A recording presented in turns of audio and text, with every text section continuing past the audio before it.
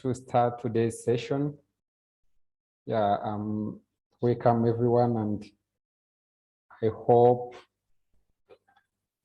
this WMI 2021 WMI Online Academy has been a great opportunity for everyone, and I think you have found it a worth-taking journey. So without further delay, let's start our session of today. And first of all, I'm Charles Wambajimana. Yeah, you can call me Charles. I think it's the easiest one. Yeah, I'm from Rwanda, and I'm a member of WMI Global Advisory Board. And I'm honored today to be the moderator of today's session, which is on SWOT analysis, SWOT, SWOT analysis. And we'll be together with our presenter. Allow me to present Mr. Ines Ongas. He's going to take us through the session of today.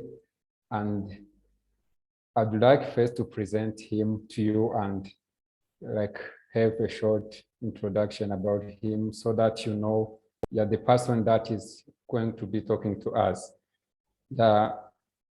Mr. Ines Ongus is the Chief Manager Development at United States International University, Africa, and his works mainly involve university resource finding and mobilization efforts with a focus on grants, annual and capital campaign partnership development, and alternative funding models for the financing university infrastructure projects. Since 2019, Mr. Ongus is the chairman of Kasarani Neighborhood Association, which is a membership organization bringing together 9 organizations with key priorities on security, education, environment, social and economic well-being of its members and the surrounding at large. He's also the director and co-founder of Lighthouse. It's a community-based organization dealing with issues of vulnerable, street, orphan, and special needs children. It works in different countries in Africa, and here in Rwanda, we have a branch near where I reside. Also, Mr. Ongas holds a Bachelor in Information System and Technology from United States International University, Africa, a Master's in Leadership and Organizational Development from York St. John University, UK, and is currently a finalist in Masters of Communication at United States International University, Africa. So Mr. Ongus is passionate about capacity building and development of African institutions. His works mainly centers around the leadership development, resource mobilization, community empowerment, and he regularly donates his time, finances to support community health, social, and educational programs. So this is the presenter will be with him today, and he's going to take us through today's session on SWOT analysis. Mr. Ongas, you are welcome in today's session. Thank you, Charles, and good morning, good afternoon to all colleagues that are joining us from all over the continent and beyond. As you've heard from Charles, my name is Ines, and I will be taking you through, the presentation for this week, which is the SWOT analysis. But I just wanted to make a couple of comments before I get into the presentation itself. Is that again, as scholars, the WMI has put together, a massive resource for you, in this WMI Online Academy for 2021 that again we need to tap into, considering that they are looking at setting up a business, whether it's an NGO, a CBO, or an entrepreneurship, from the start, which is the aspect of the needs assessment, to the funding, which is the aspect of, basically sourcing, for resources. So every week, every presenter, presents what is unique and basically ties, all this together. So I've had the privilege, of looking at the previous presentations that you've, attended to, and this presentation on SWOT analysis is a build-up, to the previous presentation that you've had that, covers market research, needs assessment, mission, mission statement, business models, and now we are getting into SWOT analysis. So you'll get a lot of complementarity, of presenters as we go through this. So allow me to now share my screen with you.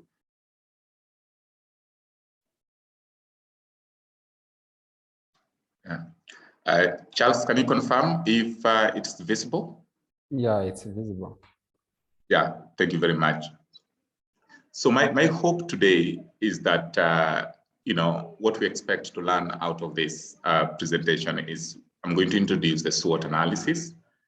I'm going to share with you why we do it, the aim and objectives of SWOT analysis, who needs SWOT analysis, and how do we go about conducting the SWOT analysis.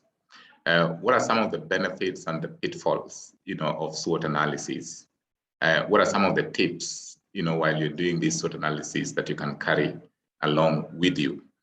And what next after SWOT analysis? Why, once we've done it, what next? So I hope that at the end of this 1.5 hour, engaging and interactive session would be able to cover all this. And as we continue engaging, my expectations is that idea that you have, even you as a person, you will need to look at doing this SWOT for yourself as a person. If you work in a department, you'll be able to do this SWOT for that department where you're working at. If you are leading a business or entrepreneurship, then again, you'll be looking at this and performing some aspect of SWOT in that particular enterprise or that business or that organization that you are currently leading. If you are looking at starting one, then again, that idea that you have, you will also be working together, and as working together, in trying to do some, SWOT analysis for that idea that you have. And it's my hope, that you can have high level, at least 3 most important things that you consider as what then would be strength for that idea, that department, that particular program that you're running, what you consider as potential opportunities, what then you look at as what are the weaknesses, and then again, coming down to what the threats are. So you can have a listing of that particular idea that you have in those particular areas that we can engage through chat. And at the end of it all, then we can also give you a forum, a 2-minute forum to probably share that idea or that analysis with us, and, so that now your colleagues could inject some idea, and I can also give you some feedback as far as that is concerned. So again, what is SWOT? The acronym for SWOT is strengths, weaknesses, opportunities, and threats. So this is a planning tool which SWOT, again, developed in the 60s and 70s, at Stanford University. And it's helped us to understand what the strengths, weaknesses, opportunities, threats, that are involved in a project or a business. It is used as a framework, basically for organizing and using data and information gained from the situation analysis for both internal and external environment. And we look at that when you are looking at internal environment, these are things that you have control over, and this internal environment would, present, the area of strengths and the area of weaknesses, both of a project in the business. But when now you're looking at the external environment, these are things that are of external, things like opportunities and threats, things that you may not necessarily be having control over, but again, you can see what is it that you can leverage for purposes of positioning. Then the other aspect is on technique. It's also a technique that enables a group or individual to move in, from everyday problems, and traditional strategies, to a fresh perspective. Why people do this SWOT is to give you a totally different perspective. And one of the presenters, during one of the scholars asked a very important question, during the needs assessment presentation, that once you've done your needs assessment, and for example, you realize that somebody else has the same idea, the only challenge they have is the capacity. What do you do in that aspect? But now you see the fact that you have done your needs assessment, the fact that you've done your SWOT analysis has given you that perspective to be able to know what is out there and to be able to determine and start to make some critical decisions on how then do you proceed and how then do you progress. So again, it's a technique. Once you conduct it, it gives you that new, fresh perspective on how you should progress your business, your idea, or even your career growth as a person, when you want to make that next big jump.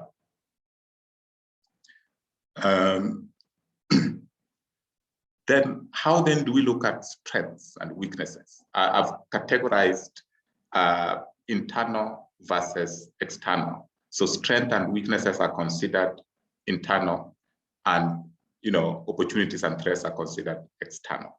So strength and weakness describes where the project and the organization is as we are speaking, as at now. That idea, where is it? That organization, where is it? What do you consider as its strength? What do you consider as its weaknesses? It takes care of existing resources that can be used immediately. And what are these existing resources that can be used immediately? This would be, again, you have people who have vast experience in maybe the Department of Human Resource. This could be that you have people who are highly qualified, and experienced in issues of ICT. This could be maybe in the pharmacy or in the medical field. You've got people who have specialized, and they are gynecologists, they are, opticians, they are dermatologists, so again, it takes into account the expertise that you've got. But again, what are some of the weaknesses? It could be at that point, then there are issues of systems.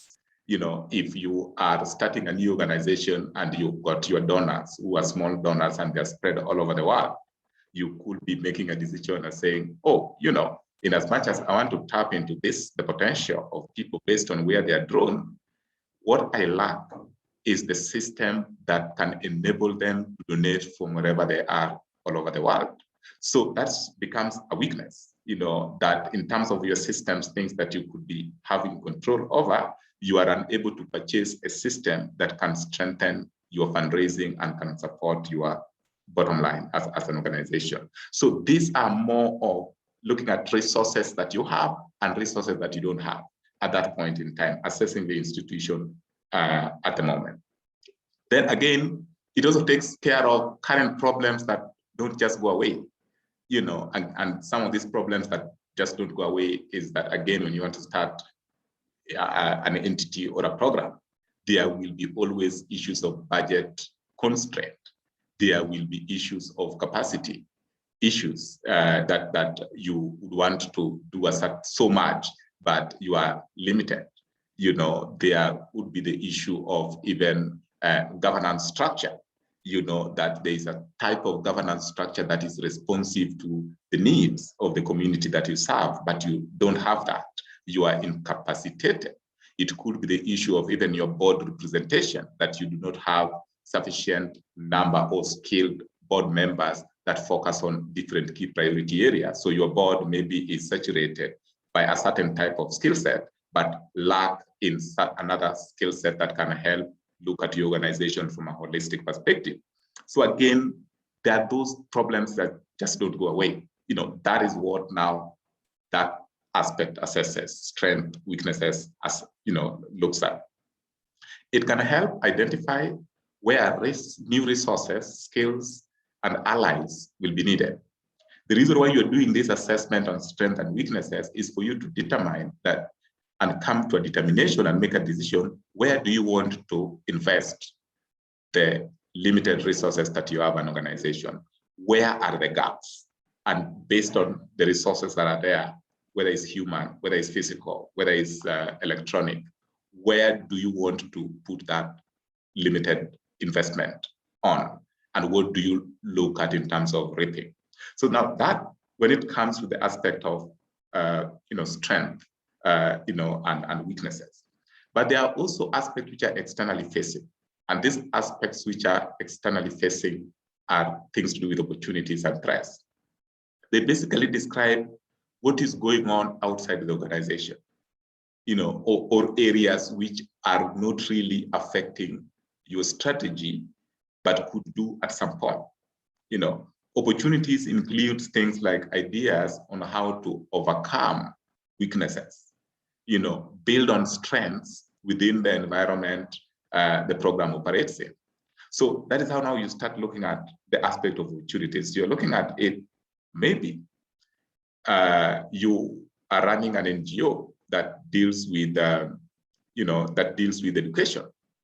So again, opportunity there is maybe the rise of high net worth individuals in Africa. People who have disposable income of up to $1 million. That is 100 million Kenya shillings. I work with dollars so that now from wherever you are logging in from, you are able to convert what $1 million would be in your own local currency. So this high net worth individual are people who have disposable income, of $1 million, and above. So it's the question of this growth of those high net worth individuals. If there's that growth of those high net worth individual, you who is starting a CBO, you who is starting an NGO, you are looking at, because of this growth, then there is the potential that you can tap into these people, so there's a chance. So it's the question of how then do you invest and position yourself and even invest in human resource, so that now you are able to tap into these opportunities as that growth path continues. There may be growth in family foundations. You will realize that many organizations are starting family foundations. So you'll get, for example, there are banks, and banks are starting foundations. So in Kenya, for example, we will have Equity Bank. But again, Equity Bank has Equity Group Foundation. You will get KCB. KCB has, a KCB Foundation. You will get some entities like, Safaricom. Safaricom has an M-Pesa Foundation. So the growth of those foundations means that there are opportunities to invest or tap into the potential of social causes. So when you're doing your CBO or starting a CBO and you're identifying what these gaps are, you're really looking at, wow, there's a potential of funding in this area because of this. So again, those are opportunities that you're looking at as you're basically looking at your business and assessing the external environment. Then there are threats. These are things that constrain or threaten the range of opportunities for change. This basically looks at the aspect of politics. You want to start a Pan-African entity and you want to base it in Ethiopia. And when you want to base it in Ethiopia, then there are ongoing political wrangles, which again is something that you who comes from there, you do not have control over. Then you'll come to Kenya, for example, where now the elections are coming up in 2022.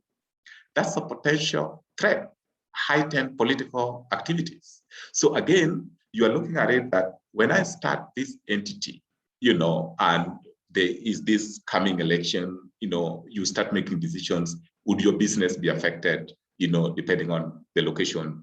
Would your, outreach be affected depending on your strategic direction that you're looking at, and all that. So there are those external factors that are a threat to an existence of an entity that you need to start looking at, and again, this applies everywhere, whether you're logging in from Zambia, whether you're logging in from Ivory Coast, whether you're logging in, there are demographics that we do not have control over, including economic inflation rates of those countries, including political environment, including even the social environment. So they vary from country to country. But again, looking at it, that you need to put that when you're conducting your SWOT analysis.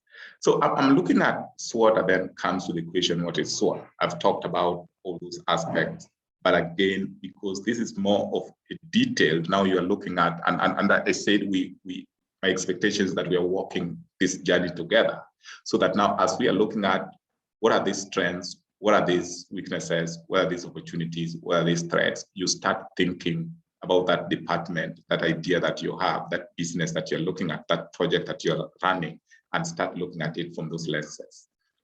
So a deep dive into strength. These are basically characteristics of the business or a team that will give an advantage over others in the industry. What is it that gives you a competitive advantage, as an entity? For example, from the individual perspective, what are your strengths? My strength could be, I have a master's degree.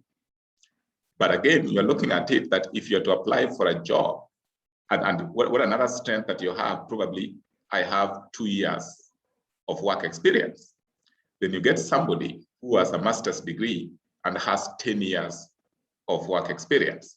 So already you are looking at somebody else who would be more competitive than yourself, in as much as all of you are master's holders. So again, starting to think around what is it that makes you unique, so that you know how to position yourself as a person. So you look at what is it that you've got. Maybe I have a master's degree, I have 2 years of experience, and I also have professional certification, 3 or 4 of them. I have presented papers, I've attended conferences, but the other one has 10 years experience. So you're looking at what is it that you can use to give you due advantage over your competitor that you can sell. So you will focus more of, in addition to me having this master's qualification, I also have professional certification in the following fields. That should make me more competitive than the other person. You could also be focusing on, you are more customer-centric. Our turnaround, is less than 2 hours of a customer raising, any complaint. You can get a large organization that when a customer raises an issue, the turnaround becomes 24 hours. So your competitive advantage, because of your smallness in existence, is what now you basically push as what is the value that you're offering compared to other bigger players, into the industry. Here you're looking at positive, tangible, and intangible attributes internal to an organization. You are looking at beneficial aspects of the organization, or the capabilities of an organization, which includes what are the human competency. In fact, when you are losing strength, look at strengths start with the human competency. What are the human competency that you have in terms of the qualifications of the team? Then you move to process capabilities. What are the process capabilities that you've got? I have an IT system that enabled me to process, or engage with my donors from wherever they are across the world. So again, that becomes a process issue that helps you as an enabler. Then you look at the financial resources, and the financial resources, what are your key financial sources? For example, you might pride yourself to be having a major donor, and that major donor finance all your activities, as opposed to be having 1,000 or 50,000 of smaller donors that can be taken care of, by just this major donor. So the fact that you have a major donor could be a plus. But again, depending on how you look at it, that major donor could become, if that major donor changes course or changes direction, then what that means, it puts you in a very awkward position. Therefore, now you need to be thinking about how you basically position that. It could be a strength, or it could be also an area, of potential threat, especially if that major donor changed strategic direction that has significant implication on your operation. Then you're also looking at this in terms of product and services of the institution. What is unique about the product and service that you offer? I work for the university, and one of the things that we sell, in the university is the fact that we are dually accredited university, both in the United States and in Kenya. So where we sit, we sell that the quality of our service, of the education that we offer, is recognized globally. So that gives us a competitive edge over, our other competitors, that we have. So you are looking at this from a product and service perspective. Then you're also looking at it from a customer goodwill. What are we selling as far as our relationship with students are concerned? So the value we are selling to students at the university, for example, is that our class size, our faculty to student ratio for undergraduate student is 1 to 35, 1 faculty for every 35 students. For master's students is 1 to 25, and for doctoral students is 1 to 3. What does that mean? What that means is you will get immediate response from your faculty, as opposed to those entities that the class sizes, 1 faculty attends to over 200 students, in a university setup. So again, you're looking at it from your client. What is it that is special about you that you are able to basically, sell out there? You're also looking at it in terms of your brand loyalty, affinity to the brand.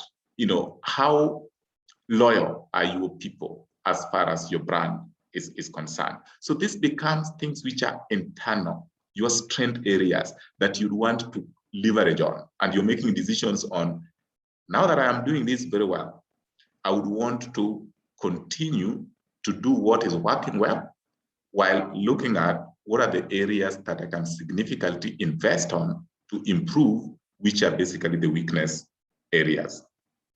Again, I've given some examples in terms of you've got an abundant financial resources, you've got well-known brand name, you're working with economies of scales, amongst others.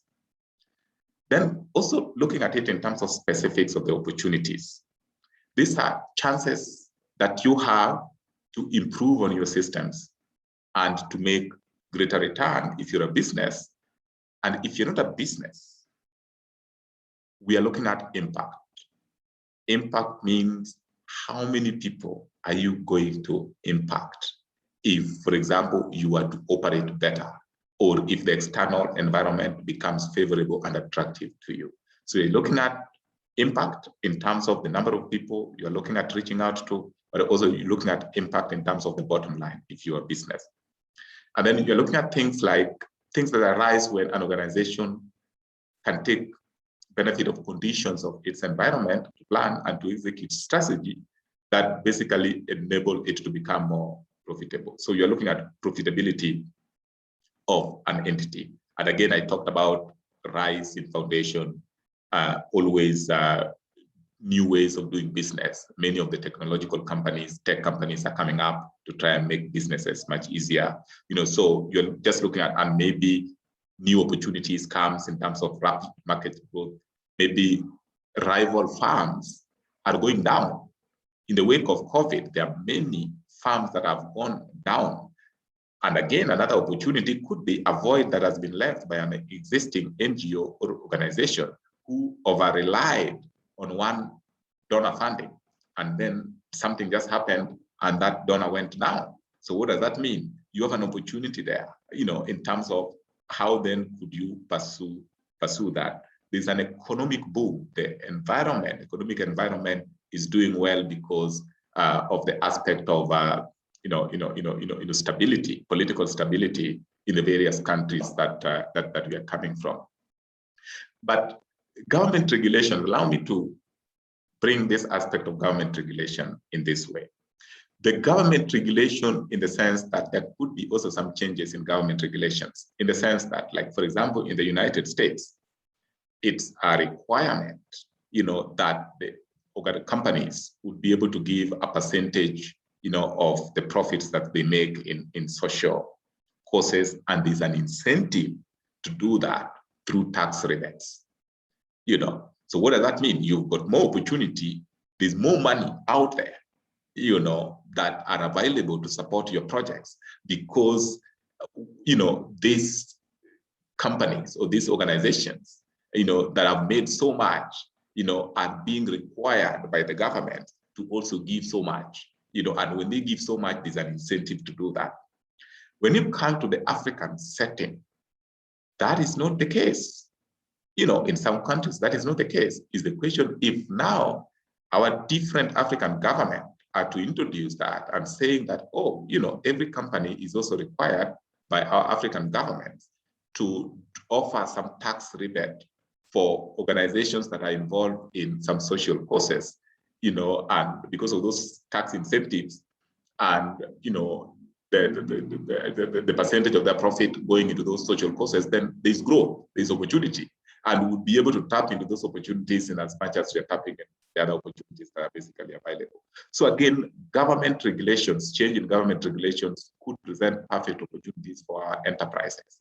And again, as scholars, those are the advocacy roles that we expect some of these ideas and business enterprises, and the NGOs and CBO advocates for, and saying that we as charity organizations dealing with children, street children, people with disability, or wants to address women, or pregnant women, or people from vulnerable communities. We are doing so much to support governments, and we want government to support us. They're making it easier for corporates to give to us, and this is our proposal. So that can also be an advocacy role that new enterprises, new business ideas can bring on board to ensure that we kind of rally governments to see what they can do to make some of these changes that are beneficial, to us. Weaknesses, characteristics that place the firm in a more disadvantaged, in a more disadvantaged state. So again, that always puts us in a very awkward, positions as businesses and, or as entities, or even as individuals. What weaknesses do we have, as an entity? And those weaknesses should be discussed honestly. There are businesses and weaknesses that should be discussed honestly, because once you discuss them honestly, then you get a way to address them. In our finance department, for example, we do not have somebody with a CPA or a CCNA qualified, and therefore now that help makes us have process flows that are not compliant with this regulatory authority or something. So again, identifying what those weaknesses are, that makes us as a disadvantaged position, and then now we see how then we can invest in those areas of weaknesses. Again, there's the aspect of weaknesses are factors which do not meet the standards we feel they should meet. We are not very proud of them. At a personal level, I may be hot-tempered as a person, so that's a weakness, but I can still work on it. As an organization, I could be having a weakness, and my weakness could be I do not offer engineering courses. That's a problem. But do I have the ability to offer engineering courses? Yes.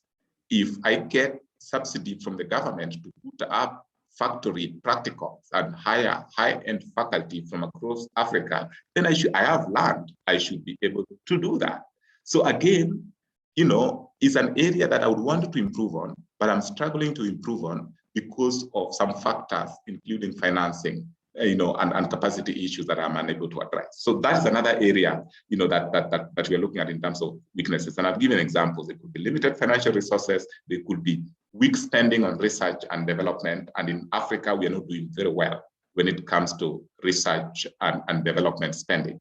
And again, you could be having very narrow product line. Like you could be offering 35 programs, and some giant public institutions are offering over 150, 200 programs. you could be offering, if you check, multinational organizations, some have grown, some could be having different product lines. Because of limitations of resources, you are offering one or two. You get that, making it very difficult for you to benefit from the economies of scale.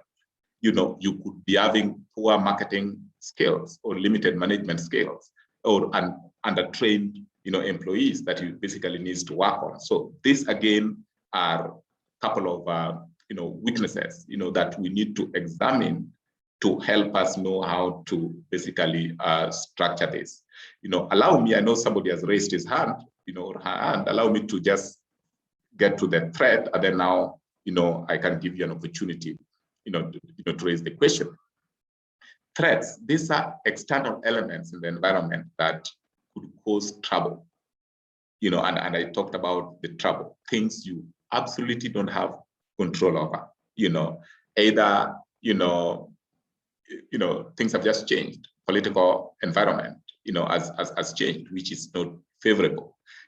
There's economic downturn. We were not seeing COVID-19. It has come. Look at the heat it has taken, on people. In fact, the few professionals that are been seriously engaged are the medic, the technological firms. So while some are struggling, some are really, looking at different ways to innovate, and to ensure that they constantly tap into the various opportunities that a pandemic also has caused us, and all that kind of stuff. So again, threats are things which are external, things that we do not have control over. But if you have many opportunities that are available for you, then they help you mitigate on the potential threats. So even if they come, you've already looked at them, strategized, and figure out how then do you overcome, some of these threats. So I would want to get some comments. Charles, probably I can, you've seen the hands that were up, or some comments that we could probably take before we move to the next steps.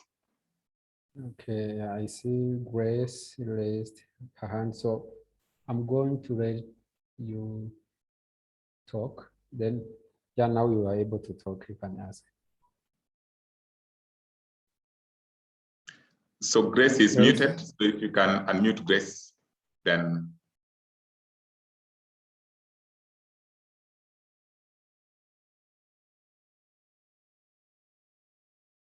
Grace, you are muted. Try to unmute your microphone and.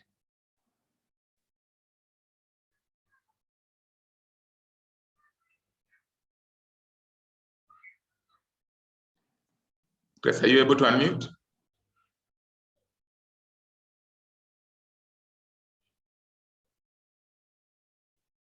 Sorry. It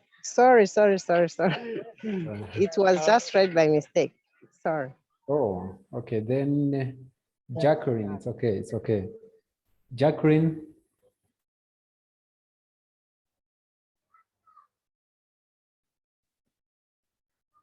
Jacqueline, you can ask. Okay. Hello, can you hear me? Yeah. Yes, we can hear you, Jacqueline.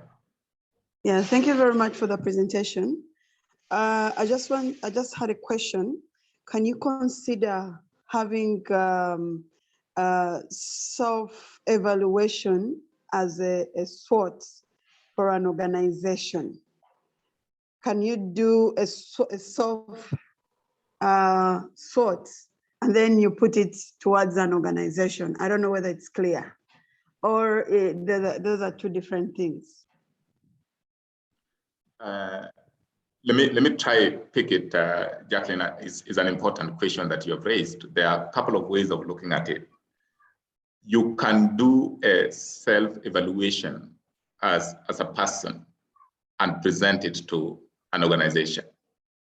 For example, you could be, there is a position that is up for grabs in the organization. And when this position that is up for grab probably is the director's position, and when it's the director's position and the director heads a department, and you're working in that department, so you could creatively and innovatively present what you see as strength of the department, what you see as potential weaknesses of the department, what you see as opportunities, and what you see as threats. And then it does not end there. You move to the next phase of recommendations on how the weaknesses can be addressed so that now the department can tap into the opportunities that you have presented. What you're basically doing is building a case and informing whoever is making that decision that Jacqueline is competent enough to be able to move the department to the next level, including, the improving the organizational bottom line. So the self-evaluation is part of SWOT analysis, and we'll look at why do we do this SWOT and at what point should we do the SWOT in the subsequent presentation. You'll get now to get it clearly that you can do SWOT when you're doing your own self-evaluation, when you want to rise within the organization, or you want to basically look for another job elsewhere. In terms of, now that I know these are my weaknesses, how do I go about overcoming the weaknesses while presenting what I'm good at to this particular new job offering that I basically have. But organizations also do their own self-evaluation, and that self-evaluation is the SWOT as the organization. So you're also doing that in relations to probably competitive positioning, when you want to probably launch a new product, or when you want just to assess what are your other competitors doing out there. So that again is part of SWOT, and all this are supposed to help you arrive at a decision, either as a startup, or you are heading a unit, or you have an idea that you want to basically push, or you just want to just know and scan what the environment basically it's all about. So I don't know whether that responds to you, Jackie. Yeah, that's fine. That's fine. Okay, thanks. Yeah, so probably I can now progress, on why do we do SWOT? And the reason why we do SWOT is to help decision makers share and compare ideas. And who are the people who are making these decisions? You who has done that SWOT will have to make a decision. You who is the scholar who has an idea will have to make that decision. You who is conducting this will have to compare ideas, based on that SWOT. So the person who is doing it, why you are doing it, is to help you make some decision. It brings a clearer common purpose and understanding of factors for success. What are the factors for success? By conducting SWOT, you are able to identify factors for success. Things which are helpful on the strength and opportunity side, and things which are harmful on the weaknesses and threat side. So it helps you to be clearer on what factors for success are. It also helps you to organize the important factors that are linked to the success and failure in the business world. You'll be able to, at that point, to organize what are these important factors that are linked to the success and failure in the business world. One of the stories of the person who presented, on needs assessment, was that, an entity, a business came, or an organization came, and I thought that women, in arid areas were in need of boreholes to avoid them walking long distances. But once you've given them that opportunity, they realized, because there was no proper, assessment done, that will be able to look at what are the important factors that will lead to the success of that project. The project failed, because at the evaluation, they only to realize that, hey, it was not even the priority of that community to need boreholes, because they were using the fact that they had to walk long distances as a social capital to interact and get to know what is happening others, with other households, simply because they're coming from a patriarchic, kind of system. So again, when you do some of these analyses, you are scanning the internal environment, you're scanning the external environment, and they help you link those important success factors and failure in a business world. They help you analyze issues that have led to failure in the past, and so that you avoid those issues, so that you overcome based on your analysis. They also help to provide linearity to the decision-making process, allowing complex ideas to be presented in a systematic manner. So once you do this, it will help you really understand what is it that is out there, for you to prepare. Who needs SWOT? Because why do you do it? Who needs it? This will be needed by management. The management will need it. Will need the SWOT. And who are these management? Are people who make decisions. They could be executive committee, they could be the supervisor, and when you are basically assigned a new job, you want to scan the environment where you are heading to. What are they good at? What are they not good at? For example, and whether you fit there. And that's scanning. That job becomes critical. Check many of the executive appointments. As CEO comes into the organization, the first thing they do, they want to do a SWOT analysis. They will do what is called 90 days of listening, 100 days of listening, and all that, to scan the environment and to be able to know what is it that they're getting themselves into. You'll be appointed as a director. You'll be appointed as, a manager, of a department.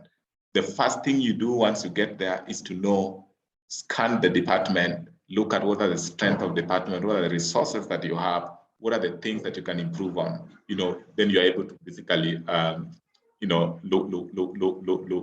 at that. So again, when you assign a new job, this is some of the things that you need to be looking at. And then when you're getting to a new financial year, management use that to set some targets. Now that what is going on, how can you do the financial targets, that for the organization? So you use this SWOT analysis based on the performance of the previous year, to basically determine, how far can you go or how far can you stretch, the targets for the coming year.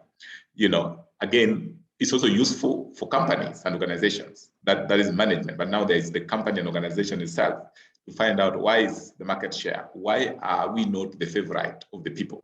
Why is it that our clients are moving to our competitors? So as an organization, we want to do it so that now you make those determinations. As a business unit, you would want to know why are your team not performing? How comes you've given them everything, but they're not performing? Is it because of your leadership style? Is it because they are working under constrained working environment, or they're not happy with you? So as a business unit, then you need to also make that decisions. But again, where else do you need the SWOT? And it's important to look at where else. Where else is the question of when you want to do the self-evaluation that we talk about. You want to know, what is happening. You do self-evaluation as an organization, and you want to know which areas you want to improve on. When you want to launch a new product, or when you want to get into the market, like you want to basically start a new enterprise. So you have to basically use SWOT to help you determine that. When you want to know whether you have an approval rating, from the customers that you intend to serve. So that is another area that you want to look at. You also want to assess maybe how effective are you into the market. And sometimes you've introduced a product and a service. Like now for a university, maybe you have introduced a new degree. If you're working in an NGO and you want to start a health service wing, of a community-based organization, or you want to start an education program of a community-based organization, or you want to start a scholarship program, you can evaluate that scholarship as a service on whether it makes sense. So that is where else you can use the SWOT to determine. When you're a scholar, probably you are given some stipend, and, the sponsoring organization can do a SWOT to find out from you, how do you feel about the stipend that you're getting for example. Is it enough? Is it too little? What can be improved on, and all that? Because you've been given a scholarship, and this is the package of what the scholarship entails: tuition fee, travel, wrap-up services, and all that. But they would still want to do a SWOT analysis to find out whether these services are working for you, or not, in terms of just assessing the kind of scholarships that are being given to you. Again, that is where else, SWOT could be applicable. Then how then do we conduct SWOT? How then do we conduct the SWOT analysis? It's got a three-phase approach in terms of how we conduct the SWOT analysis. So you do the scanning of the internal and external environment. And the scanning of the internal and external environment takes care of the aspect we're talking about, the situation analysis. Internal is weaknesses and strength. External are opportunities and threats. And we've talked about this. So again, do your analysis of weaknesses, strength, which are internal, and then external, which takes care of opportunity and threats. That is one aspect. The second, once you've done that, move to the second phase. You've done your scanning analysis of internal and external environment. And how then do you do that? You list them. List your things of strength, list your things of weaknesses, opportunities, and threats. And I've intentionally left those areas blank, with a view that as you are having your idea, your business unit, your organization, that you're currently running, or a department where you're working, you're able to start thinking around those ideas, and you're listing what those key areas are. And we can find some time where now you can actually present, this is what my idea is all about, and this is how I've quickly done the scan, and all that. So again, you're looking at it in terms of listing those areas. Then you perform, once you've done your listing, there's the second bit, which is now you perform the SWOT analysis and document. You're not just performing it, you must produce a document at the end of it all. So then how then do you perform the SWOT analysis? And that is a 7-step agenda. You have to establish why you're doing it. Why do you want to do it? And there are several areas that we are looking at. Maybe you want to launch a new product. Maybe you want to expand your business. Maybe you want to, draw a strategic plan, for your organization, or for your department, or for your division, So you have to be very clear on the objective. So once you've determined why you are doing it, the objective, then you need to look at who are the contributors. The expert opinion may be required, for the SWOT. Who are the contributors? Who are the people you're looking at to basically contribute, in this SWOT analysis? In many organizations, when you're looking at people you want to do, is you're mapping out your critical stakeholders to participate. So what I would consider, if I'm an organization, I look at who are the people that I'm looking at to be potential funders. I will ask them. They will be part of my focus group. They will be part of my identified contributors. Within the organization, top management, I would push them. If maybe I'm running a university or an high school or a primary school, alumni who have gone through the organization would become my contributors, into it. And then the community that I intend to impact with the product and service that I want to offer would be the people that I would want also to get their thoughts, on what they think, about what I would want to basically do. So you look at who these contributors are and you select them. Then the third step, you move to now you allocate research and information gathering task. So now you've got people that want to now do some research and gather some information. And now those information are the things that we have done on the different listing. All these contributors will put in, what do they consider strength? What do they consider weaknesses? What do they consider opportunities? What do they consider threats? So they will look at all that, aspect. Then once you do that, the issues of SWOT are not done in an environment that is not conducive. We encourage that you could organize a retreat so that now people are focused to do it, or you can organize a focus group which may be virtual, where now people know that you have a 1 hour dedicated virtual workshop where the focus is all on the SWOT, so that now people don't get distracted. So create an environment that is of workshop related, to basically collect, the data, on different key stakeholders, and they don't have to be in one area. You can say that I want to meet suppliers, organize the one with suppliers. What does the suppliers think? The people, community that I want to serve, meet them as a group. What are they saying? The management or the employees, internal employees, what are they saying? Or the leadership managers within the institution, middle level managers or senior level management, what do they say?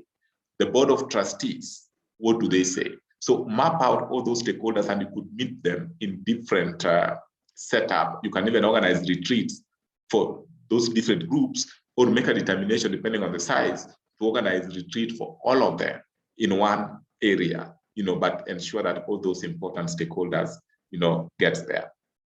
The listing, again, weaknesses, strengths, opportunities, and threats will happen when now you've already put them together. And then evaluate the listed ideas against the objective. What is it that you wanted to achieve? You wanted to start a strategic plan for a department. Now, based on the things that are coming out or you are hearing that have been listed, now you need to now align with which ones are achieving the objective, and now that is where now the prioritization comes in. And now you can identify and say, I've received a list of 20 items on strength. I want to narrow it to 3 or 4, because some can be combined, to 3 or 4 or 5 most important distinctive features, that we are basically looking at, to push that. Again, then there is the aspect of, once you've evaluated the idea, the last bit of that, you carry your findings forward. You're not just ending it there.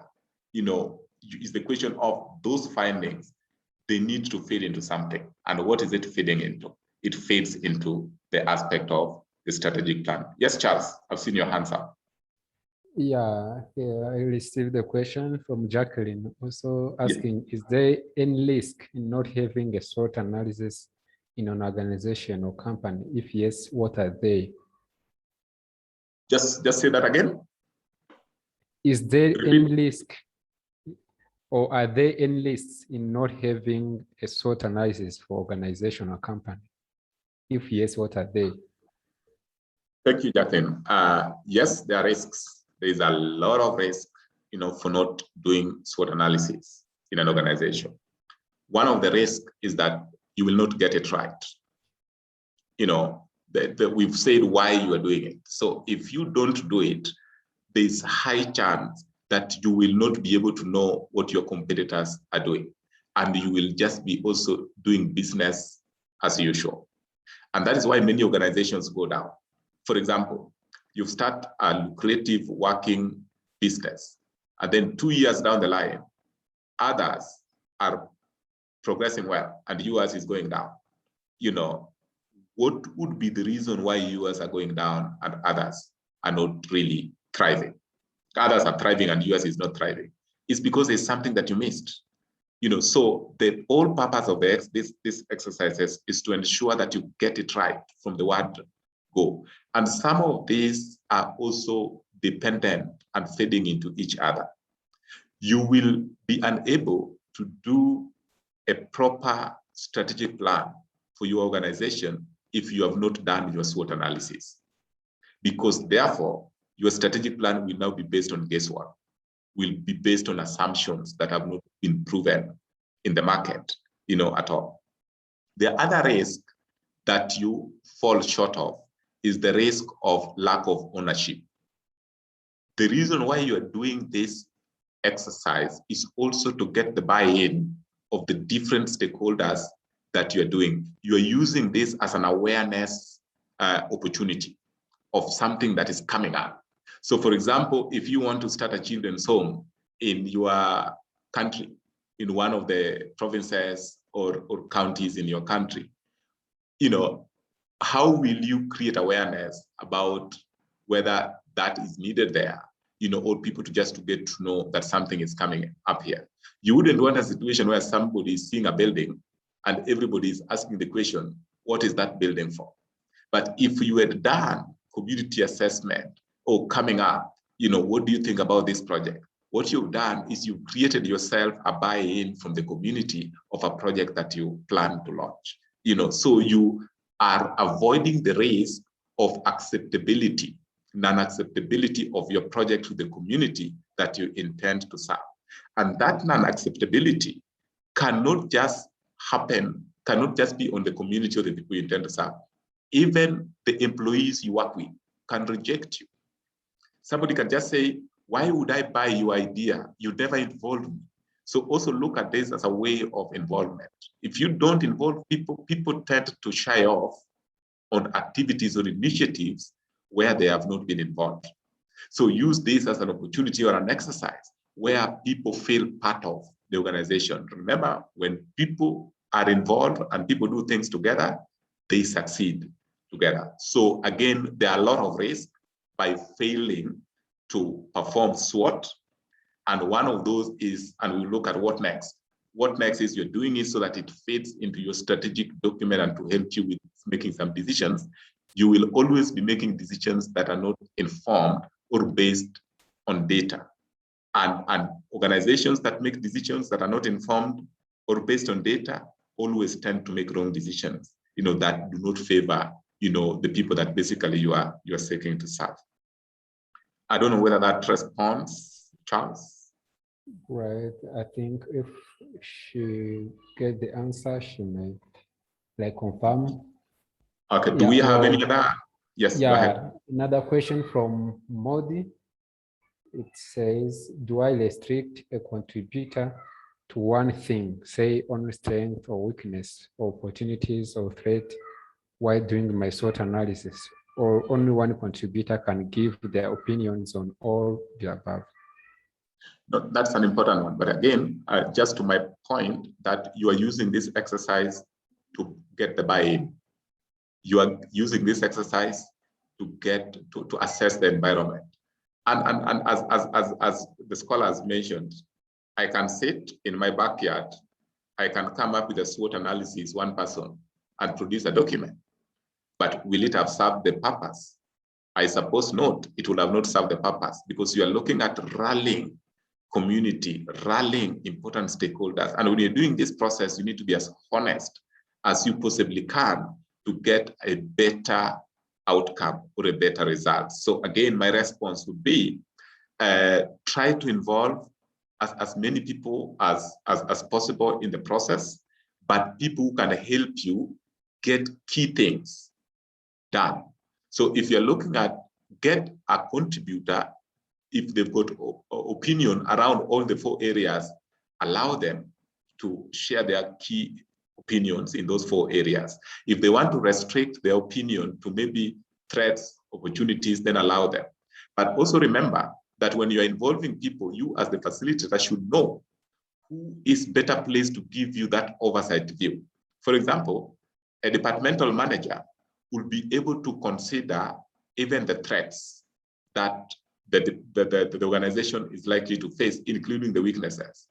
An operational staff might not be able to look at it from that perspective and might focus more into the strength that they see that are there and probably the opportunity. So again, just mixing and ensuring that you've got people who can give you a holistic view, but you are also ensuring that the operational staff, that reports to these key managers also have their voice, at the end of it all, so that now it becomes a document, or a process that is owned by everybody within all the key stakeholders within the institution. Just get every voice or every representation count. Yes, Charles.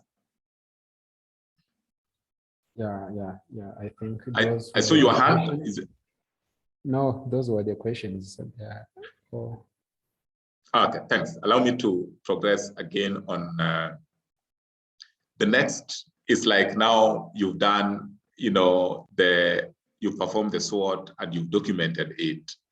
Once the SWOT analysis has been completed, mark each point, you take it to the next step, and that next step is preparing an action plan. You have to prepare an action plan. When you prepare the action plan, you're looking at what are the things that must be done immediately, because you're not just doing this thing for the sake of doing it. You've identified what are the things that must be done immediately, because remember, you've scanned the opportunities that are coming. You've looked at your weaknesses. Is there anything you can do to address your weaknesses and convert those weaknesses into your strength? So that is what you need to do. List the things that must be handled and addressed immediately. Look at things that can be handled now. Look at things that should be researched further. Because remember, it's a simplistic tool as well, but you could now identify that, oh, it is showing that another competitor is in the market, but you don't know what else that person is doing.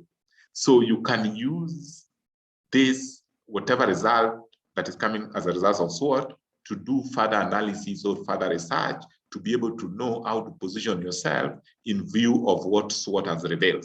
The Swot can just reveal that there are 3 or 4 players that are also involved in this particular project or idea that I have identified. But now you go further to do research. What is it in specific that they're doing?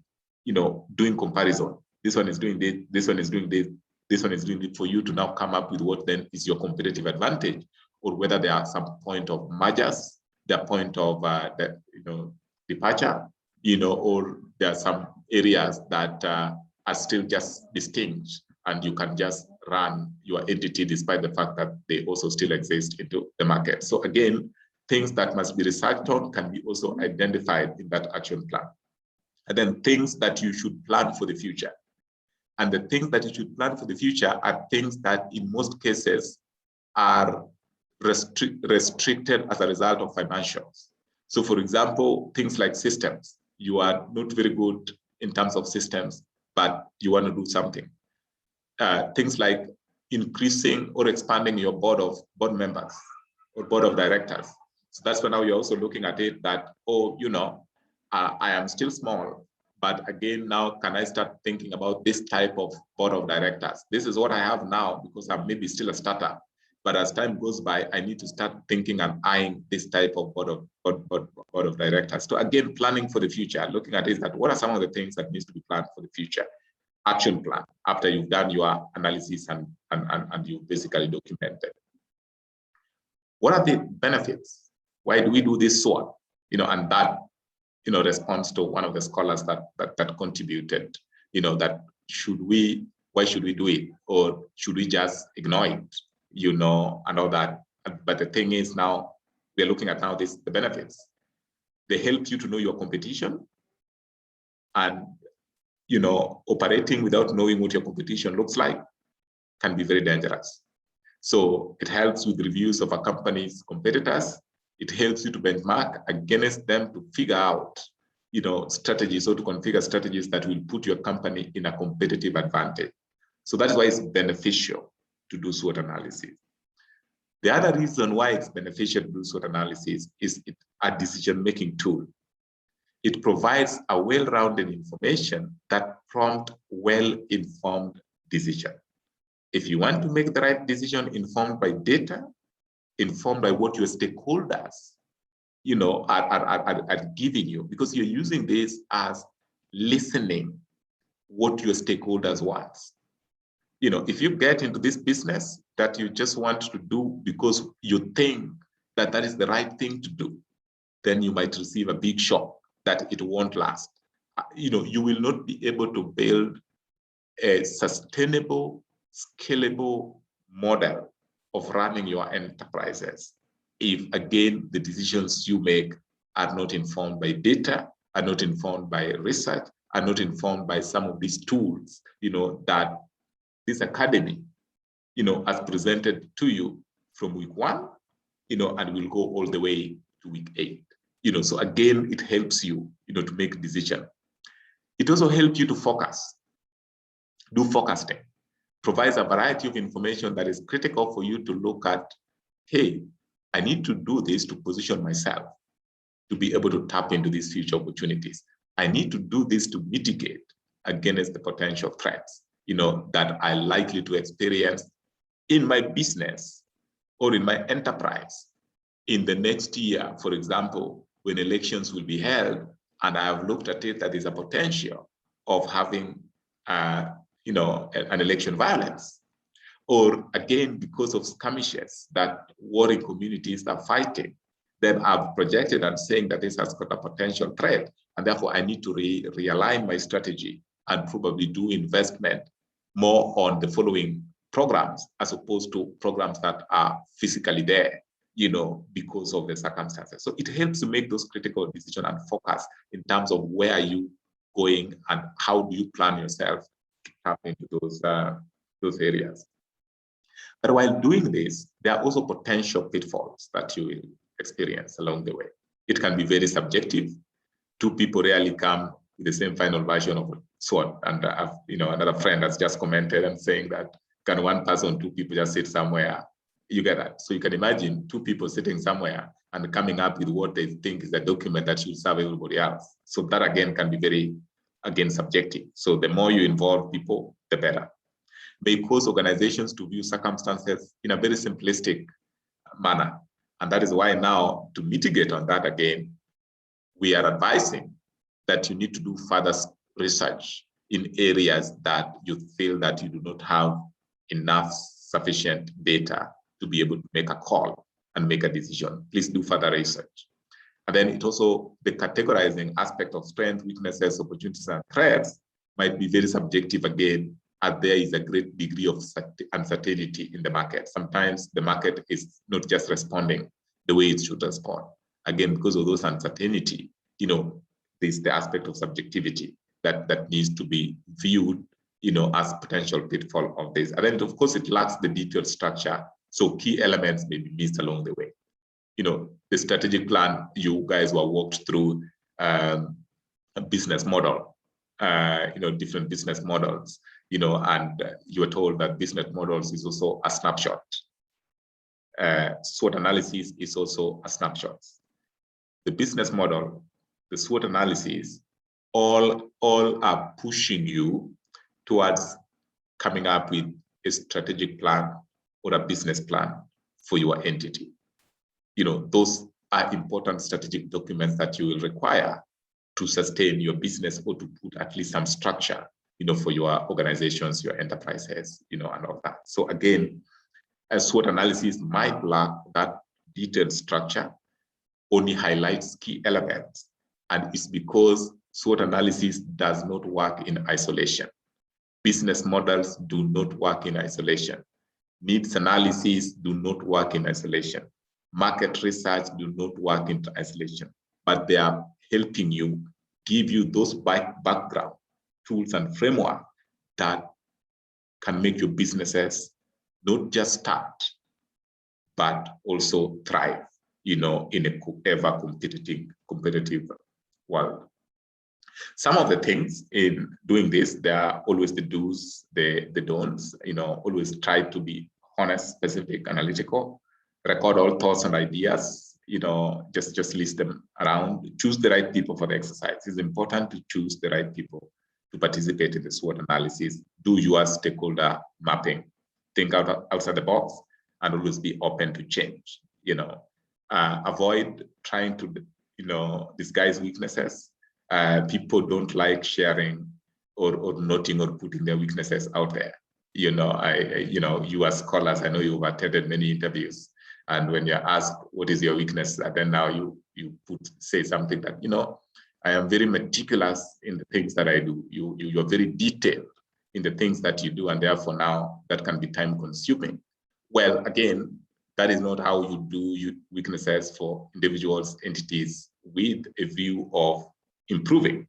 Say it as it is. If you're short-tempered, you're short-tempered.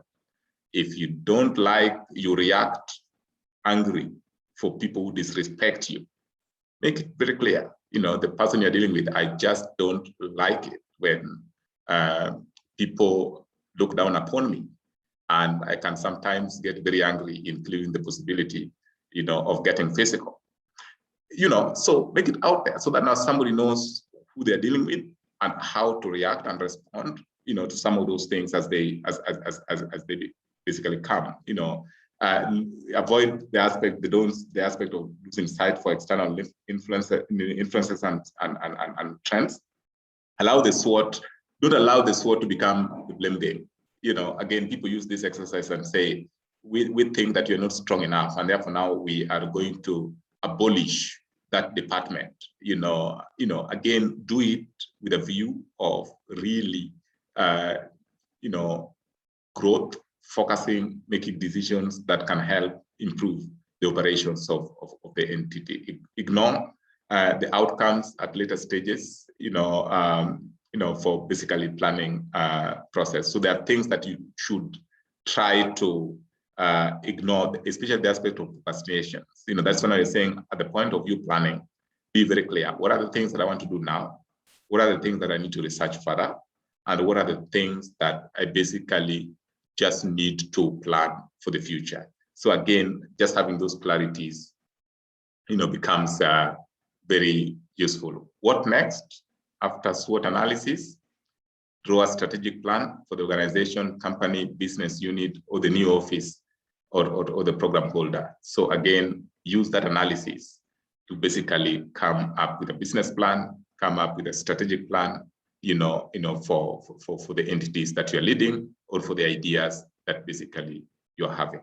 So I would want to stop there, and hear from you. And if there's anybody who would like to, probably based on how we have run the session, to make some comments, to maybe share the ideas that they're having and what they see as very high-level highlights, on how the idea is progressing, then I think we'll be keen to respond to that. But again, we now open it up for some questions and answers. So back to you, Charles.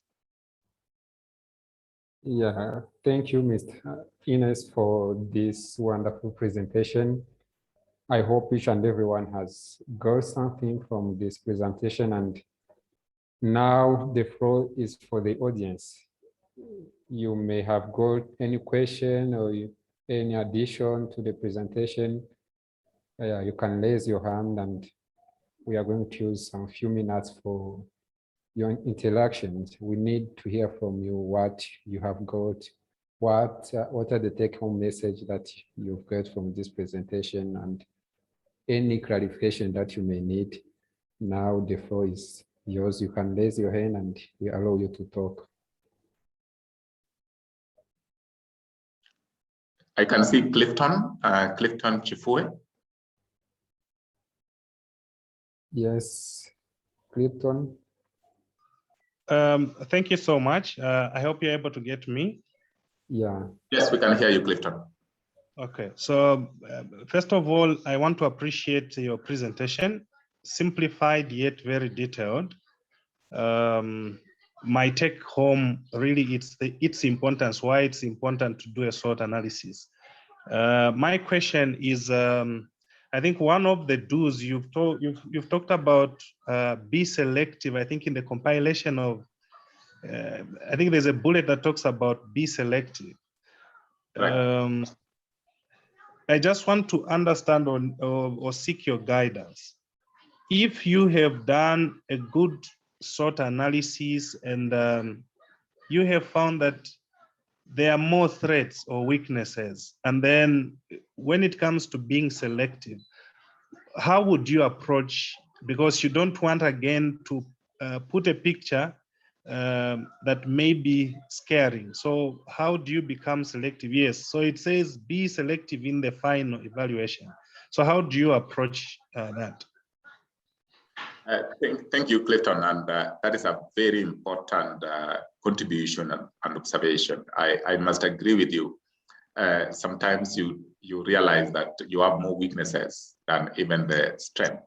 That means that you've done your own honest assessment, and because you've done your own honest assessment, then it also makes you to start thinking about the question of, was it the right idea to begin that process in the first place? If you realize that it's not working, then one of the decisions you can actually make is to abandon the idea altogether.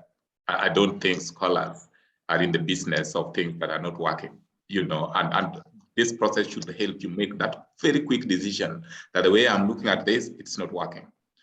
But there is the aspect of being selective in the final evaluation. You could, because the weaknesses that you have highlighted could be looking at it that there's things that you can actually remedy in the shortest time possible. Some could be you are just not aware that they basically existed. But now that you're aware they existed, you can quickly convert those weaknesses, into strength by reallocating and investing resources. But when you're doing the final selection is in relations to the objective, of why you are doing the SWOT analysis in the first place. So if you are doing the SWOT analysis because you wanted to launch a new product, so the question therefore is, are the weaknesses that are being cited vis-a-vis the strength adds up to the aspect of the objective that you wanted to achieve? So you realize that the weaknesses that are being highlighted could be in relations to other areas, but outside the objective for which you're basically doing the SWOT. So be selective in relations to, are these strengths, are these opportunities, are these threats, are these weaknesses response to the objective for which you are basically conducting that SWOT analysis. So the final selection should be guided by the objective of the SWOT analysis. I don't know whether that responds to you, Clifton. Thank you so much. Yes, it does. Yes, Jacqueline is also on Jacqueline, if you could. Yeah. Go ahead. Mine is actually, I don't know, maybe there might be other people who would love to know. Is, for example, you've done your SWOT analysis and you find out that you have risks, which are actually very, very high risk. One, I want to know what can one do? And is it a possibility that whatever you're planning or whatever you're doing has no way forward? No, that's an important one, Jacqueline, that I must agree with you. The reason why you're actually doing some of these things is also to identify those potential risks, and once you identify the risk, is your ability to come up with mitigating measures. So if you are able to come up with mitigating measures to be able to kind of mitigate against those risks, I think you'll be in a good place. So that should be part of your assessment, that these are the risks that I've identified as a result of going through this exercise. And now that I've identified this risk, in most cases, some of this risk would include financial. If you are unable to meet your financial obligation, that is a serious risk. So you need to start thinking about, is it something you can salvage? If you're not able to pay your suppliers, if you're not able to pay your employees, if you're not able to provide products and services or support the people you've committed to support, then it's a disaster, because you will be able to face not just reputational risk, you can also be able to face legal litigations, because you committed something that you are unable basically to do. So the short answer is, look at what those risks are and come up with mitigating measures. And some of those mitigating measures would include, again, could you have things to do with resource mobilization, internal budgets, external budgets, to be able to support some of your areas of operations to do this? Would you be able to look at some of the aspects of even the branding? Because your marketing team should be able to push your brand out there so that now you can eliminate any possible negativity that is basically out there. If there are risk of people stealing money from your organization, can you automate your systems so that now you are able to avoid people wanting to siphon some money, from you, and you increase the aspect of accountability? So again, once you identify those ones, it helps you, to basically plan forward on how to mitigate them. If you're able to mitigate them, remember there is what is called risk register. in terms of preparing business contingency plan. It is not part of, you know, the academy, you know, but I would encourage the scholars, because again, these are roadmaps, you know, look at business continuity plans, you know, for various organizations, including for the ones that you're likely to do. If you're able to do that, look, the business continuity plan has got this aspect of risk register, and that risk register should also be evaluated on a regular basis. What are the highest level, the medium level, and the low level, you know, and then who is the person who is responsible, and what are the plans you put in place, and even how you assess on whether this is done, yet to be done, almost being done, you know, and all that kind of stuff. So I also encourage the scholars to look at issues around risk register, mitigating risk, you know, just the business continuity plan to basically help you out. How then do you address issues of risk in your organizations and in your company, you know, so that now you are protected, you know, and ensure that you run a successful, you know, enterprise. Jackie, does that respond to you? Yes, dear. Thank you very much. Okay, you're most welcome. Do we have other concerns? I see there's no other concern, and I think no one remaining with a question, and we are approaching the end of today's presentation. And before we close this presentation, we may ask you if you may give us a final comment, or yeah, we need to hear from you, like a summary or a take-home message that you would like all attendees to start thinking on why we leave this session. Yeah, we would like to hear final remarks from you. Thank you, Charles, and thank you, everybody. And it's been wonderful and great pleasure, you know, to engage with you. And you know, my message is, you know, the Wells Mountain Initiative has put together an incredible resource, you know, for all the scholars out there. You know, all these resources that are drawn from the continent and beyond build into each other. You know, so I would encourage that you look at what all these resources, the ones that have come before SWOT analysis, now we are at SWOT analysis, and the ones that are yet to come, and start having a mental map. How do these fit into each other? So that now at the end of the day, you have that final product. If you are able to have that final product, you know, you will have basically achieved the objective of the academy, you know, for 2021, and you'll have taken something that can help you, not in your just in your professional life, but is also in your personal life as you continue to transform communities, you know, where you basically come from. So thank you very much. I wish you all the best in the rest of the sessions, you know, and we are looking forward to a continued engagement. So thank you, and back to you, Charles. Yeah, thank you very much, Mr. Ines, for this presentation. And I thank everyone who has asked the question. I thank everyone who has dropped messages in chat box. And last but not least, I thank also each and every attendee in this session. And then it starts by now. Let's go and put what we learn into practice. Let's not wait. We need to work by now. And what we learned from this session, we need to put them into practice. Thank you, everyone, and see you. Bye-bye, everyone.